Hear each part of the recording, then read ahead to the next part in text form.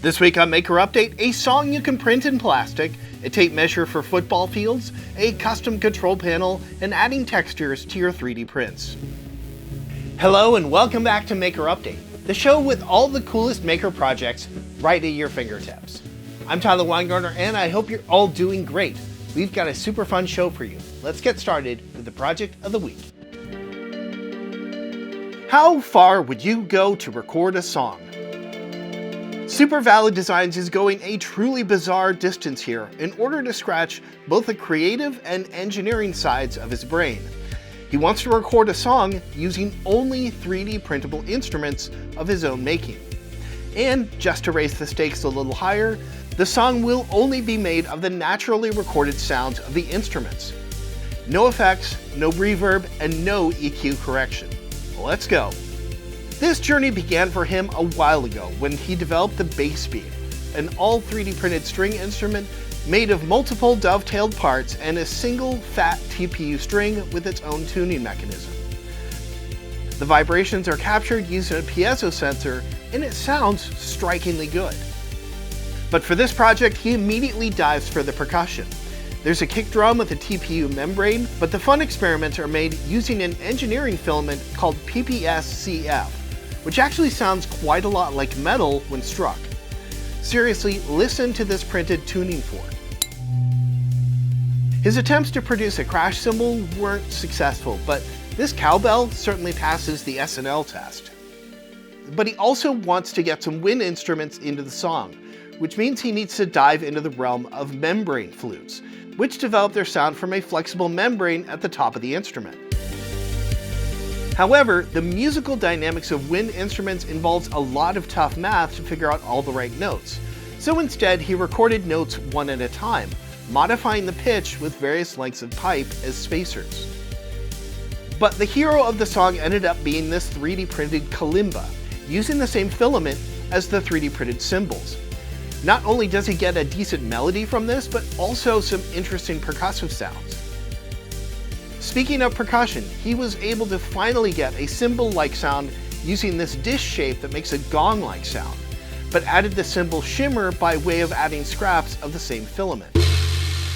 The final song may not be in Grammy consideration, but it's a wonderful testament to working through the problems of engineering of 3D printed objects, as well as embracing the natural sounds they produce. Personally, I've always loved the slightly resonant clatter of PLA parts rattling together, and this video makes me feel a little less crazy. I love seeing this process.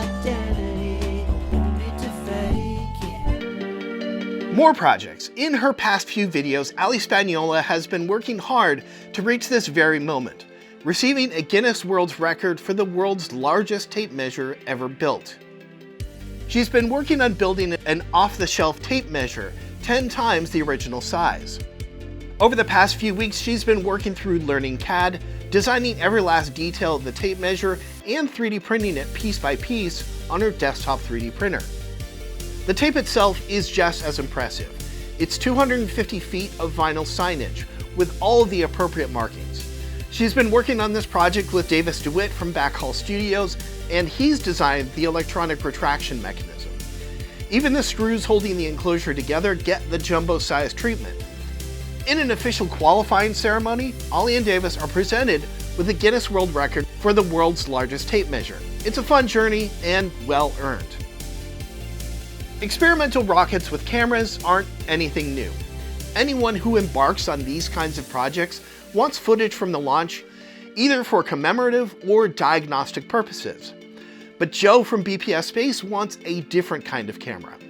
One that will take a picture of the rocket in flight, not from the rocket in flight. To do this, he needs to engineer a cartridge containing the camera that will be ejected in flight when the rocket reaches apogee. To make sure the rocket will be in the frame, he's using an off-the-shelf action camera with a wide field of view. A lot of work here is designing the ejection mechanism, making sure the cartridge exits the rocket as straight as possible. The solution here is to add a small reaction wheel to keep things stable. This is just the start of a pretty epic sounding journey, so stay focused on his channel to keep up with this project. And from the Xshift YouTube channel, we have what they're calling a Lego-style control panel for simulation racing video games. By Lego style, they mean it should be dynamically modular. Modules can be magnetically attached or removed depending on what you need for your experience. The base unit has a massive display with multiple rows of controls built over the top of it.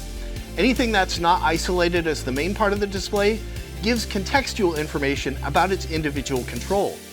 He offers all the 3D printing files, PCB info, and everything else you'll need to make your own. Now for a few tips and tools from the appropriately named Tech's Explained channel. We have a quick primer on every hardware protocol explained in brief. You've probably used protocols like UART or I2C, but can you describe the difference between the two or what their advantages are? This video covers UART, SPI, I2C, CAN, RS-232, and OneWire. Check it out to learn more and decide what's best for your next project. Adding some texture to your 3D print isn't just for visual interest. It can also add a good amount of utility. But the easy method of fuzzy skin only affects vertical surfaces.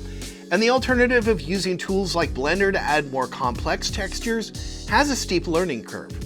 Which is why Stefan from CNC Kitchen created a web-based tool to apply any texture to any part of your print. You can try it out for yourself at bumpmesh.com and learn how to use it in his video. And I really enjoyed this video by CNC Bratan that serves as a top-to-bottom guide on how to use 3D printed molds to create your own cast concrete pieces. You'll learn how to finish your 3D printed pieces, how to minimize your silicone usage, and the right formula to get the most detail from your concrete. This guide has it all. As a bonus, there's also a tip here on how to build your own DIY vibration table to help the concrete settle, so you're not trying to use your orbital sander for the task. There's also a ton of economic info in here if you're trying to turn this into a business, so you can easily grasp where your costs are going and how to minimize them. For this week's DigiKey Spotlight, we're taking a look at the M5 Stack Tab 5 IoT Dev Kit on the DigiKey Product Discovery channel. The Tab 5 looks like a mini external display, and you'd be forgiven for thinking that's all it is. But on the back, right next to the battery terminals, is a fully exposed GPIO header, ready for the hacking. It's powered by an ESP32P4 SoC with a separate wireless module. The Tab 5 is available for $60, so if you need a display-enabled wireless controller for your project, this might fit the bill. Alright, and that is going to do it for this week's show. A reminder, as always, that you can get more info about every single one of these projects by following the links down in the description. While you're there, leave us a comment, give us a thumbs up, and hit subscribe so you won't miss the next one. Huge thanks, as always, to DigiKey for making this show possible and to you for watching. Take care. We'll see you soon.